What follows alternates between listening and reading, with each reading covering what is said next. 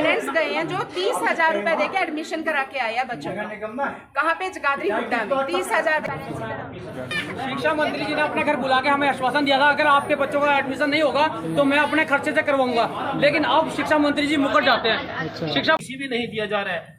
Do साहब के पास complaint चलेगी कम से कम 150, लेकिन कोई कार्रवाई नहीं होती। सिर्फ एक गुजरात सारी नीतियां फेल है, बुजुर्गों के मामले में, बच्चों के मामले में, एजुकेशन के मामले में, महंगाई के मामले में, और पढ़ किस तो रही है माँ? सिर्फ गरीब को। तो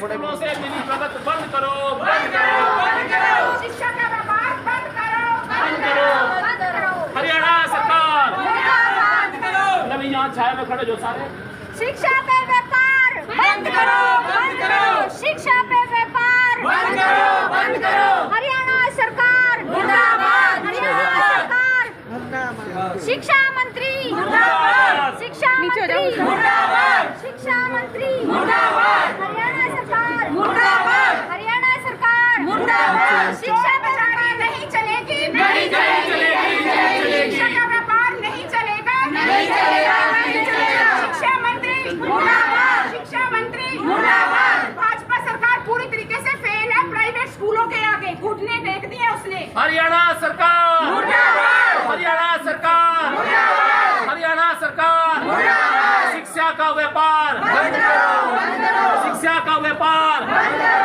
करो। पहले लड़े थे गोरों से, अब लड़ेंगे चोरों से, पहले लड़े थे गोरों से, अब लड़ेंगे चोरों से। लूट खसूट बंद करो, लूट खसूट बंद करो, शिक्षा का व्यापार बंद करो, शिक्षा का व्यापार बंद करो।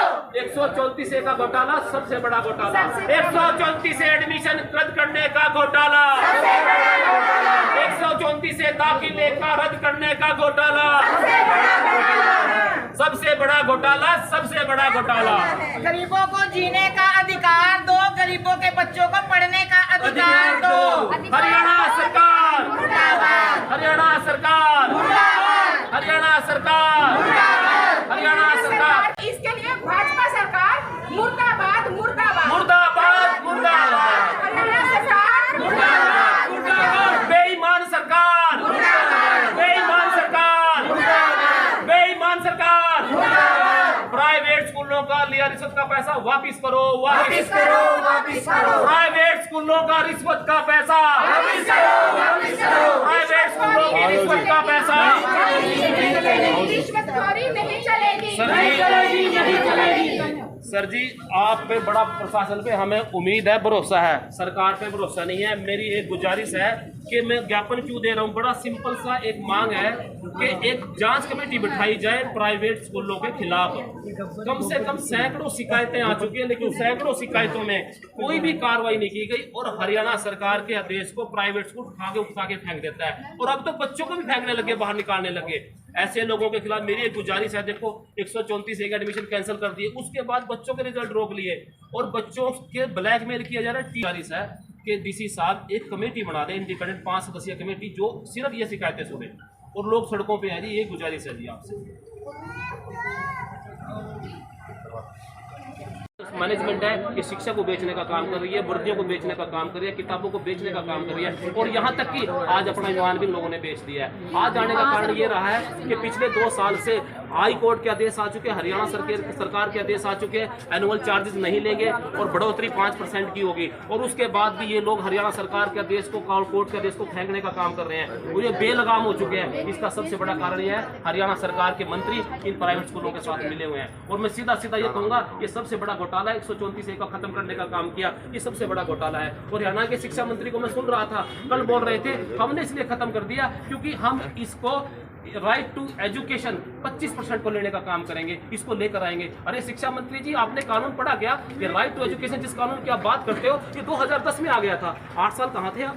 आपने इस कानून की आज ही क्यों याद आई? इसलिए याद आई क्योंकि ये याद प्राइवेट स्कूल वालों ने दिलाने का काम किया। उन्होंने 10% के एडमिशन को खत्म करने का काम इसलिए किया, हरियाणा सरकार ने किया। कब गया?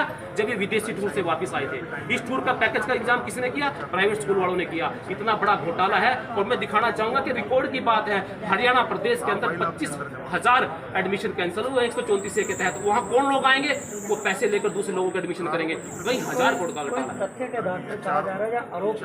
तथ्य है इस बात के भाई साहब, ये तथ्य मैं नहीं, आपके पास भी है। कितनी सीट 134 के तहत 75,000 सीट हरियाणा प्रदेश के अंदर थी। और ये तथ्य भी इसी बात के है जो मंत्री जी कहते हैं जी 5% की बढ़ोतरी नहीं होगी। मैं मंत्री जी को बताना चाहता हूँ, मंत्री जी आपके पास पूरा इंतजाम है, शिक्षा मंत्रालय आपके पास है, डीओ साहब के पास जो फॉर्म 6 जमा कराया गया प्राइवेट स्कूलों के द्वारा, उसमें 40% फीस बढ़ा कर दी गई है। आप वहां क्यों नहीं बोलते? कार्रवाई करने क्यों नहीं करते? सिर्फ केवल मात्र जुबान से बोलते हैं, धरातल पर देखने कुछ नहीं मिलता। ये क्यों खड़े हैं आज? आज हम हैं, कल दूसरे आएंगे, परसों चौथे कोई और आएगा। इसलिए आ रहे हैं, शौक नहीं है गर्मी के अंदर आने का, इसलिए आ रहे हैं कि आप लोगों ने मजबूर कर दिया है। मेरी एक ही प्रार्थना शिक्षा मंत्री जी, 10,000 रुपए एनुअल चार्ज एक बच्चे से लिया जा रहा है, आप सीधा हमसे ले लो, 5,000 में हमारे साथ सौदा कर लो आप, हम आपको देने के लिए तैयार है। लेकिन गरीब बच्चों का गला दबाने का काम ना करें और 25% का झूठ बोलने का काम छोड़ दे। सफेद झूठ बोल रहे हो आप, और अगर आपके बस का नहीं है, हरियाणा सरकार बेईमान हो चुकी है, यहाँ त्याग पत्र देने का काम करें। मंत्री जी ने कल टीवी पे 3 झूठ बोले हैं। सबसे पहला झूठ फीस को लेके, हर स्कूल वालों ने 40 से 50% फीस बढ़ा दिया, लेकिन शिक्षा मंत्री जी कहते हैं 5% फीस बढ़ी है। क्यों नहीं कार्रवाई करते? क्यों नहीं चलते स्कूल के अंदर? जब हमारे साथ क्यों नहीं चलते? अभी फिलहाल एक लड़की स्कूल में, न्यूयॉर्क स्कूल में गई थी, वो एनुअल चार्जेस मांग रहे हैं, जब ये अखबारों में छप रहा है एनुअल चार्जेस नहीं लिए जाएंगे। अभी बात हुई है, फिलहाल 5 मिनट पहले बात हुई है। हम लाइव बात कर रहे हैं, बच्चे प्रिंसिपल से बात कर रहे हैं हम साथ साथ कि हम यहाँ बैठे हैं, डीसी सर कौन बोल रहा है आपको एनुअल चार्जेस के लिए? तो प्रिंसिपल कहा नहीं मैम ये तो लेते ही, हमारे पास 6 फॉर्म का कोई ऐसा रूल नहीं है।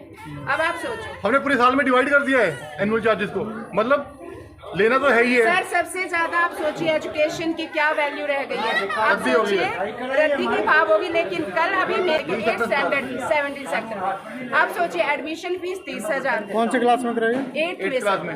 और अभी उसका 5th का बच्चा बैठा है, उसके भी एडमिशन कराना है, 30,000 एडमिशन फीस देंगे, 2,500-3,000 उसकी पर मंथ की फीस है, एक्टिविटी चार्ज है। चलो कोई पेरेंट्स है दे सकते हैं, और जो नहीं है तो क्या वो 17 सेक्टर में पढ़ेंगे नहीं? सर ये क्वेश्चन है शिक्षा मंत्री के लिए, कब तक